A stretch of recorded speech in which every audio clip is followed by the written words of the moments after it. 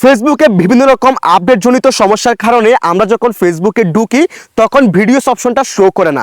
যেখান থেকে আমরা ভিডিও দেখতে পাই সে ভিডিওস অপশনটা শো করে না, ওই ট্যাবটা শো করে না।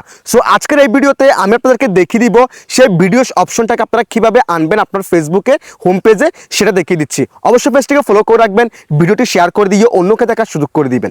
শুরুতে আপনি আপনার ফোনের ফেসবুকের অফিসিয়াল অ্যাপসটাকে ওপেন করে দিবেন, দেন এখান থেকে থ্রি লাইন মেনু এই অপশনে ক্লিক করে দিবেন। এরপর এখান থেকে সেটিংসের এই অপশনে ক্লিক করে দিবেন। এরপর একটা স্ক্রল করবেন, স্ক্রল করার পর এখান থেকে ট্যাব বার এই অপশনে ক্লিক করে দিবেন। দেন এখান থেকে কাস্টমাইজ দা বার এই অপশনে ক্লিক করে দিবেন। সো এরপর দেখেন আমার ক্ষেত্রে সবকিছু কিন্তু পিন করা আছে এবং অটো করা আছে। আপনার ক্ষেত্রে এখানে ভিডিওস অপশনটা এরকম থাকতে পারে। দেখেন আপনার ক্ষেত্রে যখন আপনার ভিডিওস অপশনটা যখন আপনার ফেসবুকের হোম পেজে যখন শো করবে না, সেক্ষেত্রে এখানে এরকম হিডেন অবস্থায় থাকতে পারে। আপনি জাস্ট এখান থেকে এই অপশনে ক্লিক করে দিবেন, দেন এখান থেকে পিন করে দিবেন। সেই ক্ষেত্রে খুব সহজে এই ভিডিওস অপশনটা আপনার ফেসবুকের হোম পেজে শো করবে।